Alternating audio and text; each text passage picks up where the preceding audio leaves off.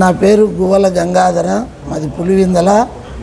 నేను దాదాపు ఇప్పుడు సంవత్సరం కావస్తుంది ఒక ప్రాపర్టీ మేము ఏం పేరు అతని పేరు రాజేష్ అనే అతనిది అనంతపురంలో కొన్నాం మేము.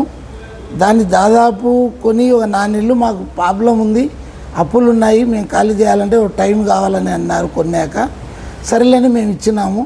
ఆ తర్వాత దాదాపు ఒక 7-8 మందితో ఒక నెల 15 రోజులు కావాలని, టైం కావాలని, ఖాళీ చేయాలంటే అడిగినారు. మళ్ళా తర్వాత లాస్ట్లో బల్జ సంఘం అని వాళ్ళందరూ మొత్తం 30 మంది వచ్చి సంతకాలు పెట్టి వాళ్ళు 1.5 నెల తీసుకున్నారు టైము. మళ్ళీ అది అయినాక సిపిఐ వాళ్ళు, ఇది బల్జ సంఘంది, వీళ్ళు నిద్ర పోయే రకమే.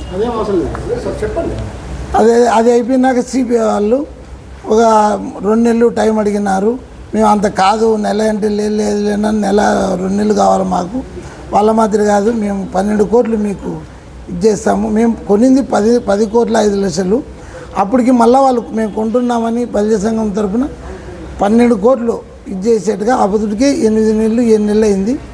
అప్పటికి ఇచ్చేట్టుగా మాట్లాడి వాళ్ళే పెద్ద మనుషులుగా అందరూ కలిసి సంతకాలు పెట్టినారు దాంట్లో, లెటర్ ప్యాడ్లో. అది అయిపోయిన తర్వాత మళ్ళీ ఓ 2 నెలలు కావాలని, ఇది కావాలని ఎవరు సిపిఐ వాళ్ళు, దానికి 2 నెలలు కావాలా గట్టిగా మేము వాళ్ళ మాదిరి కాదు కానీ అదే 12 కోట్లు ఇస్తాము, మేము ఎక్కువ వెళ్ళి వడ్డీ గిడ్డి దానికంటే సరేలే అని చెప్పాము. లేదంటే ఆ 2 నెలల తర్వాత కంపల్సరీగా మేము ఖాళీ చేసి వెళ్ళిపోతామండి. నిన్న నెలాఖరికి అయిపోయింది టైం కూడా, మనం ఆ వీడియో కూడా ఉంది. మేము మళ్ళీ నిన్న నెలాఖరు టైం అయిపోయినాక 1వ తేదీ మార్చి 31 వాళ్ళకి అయిపోయింది. మళ్ళీ 2వ తేదీ 1వ తేదీ వచ్చి మేము వాళ్ళ సోమాలని వాళ్ళకు బయట వేసుకోండి అని చెప్పి వాళ్ళని కూడా ఇది చేయించి వాళ్ళతోనే బేపించి బయట మనం కీసేసుకొని బయటకు వచ్చినాము. అది జరిగింది పరిస్థితి. మేము దొంగగా ఉండలేదు, ఇది ఒరిజినల్ ప్రాపర్టీ. మేము ఏ కబ్జాలు చేయలేదు, ఎక్కడ లేదు. పోలీస్ డిపార్ట్మెంట్ కూడా 4-5 తెలియజేసినాం. అన్ని వాళ్ళు కూడా పేపర్లు చూసినారు.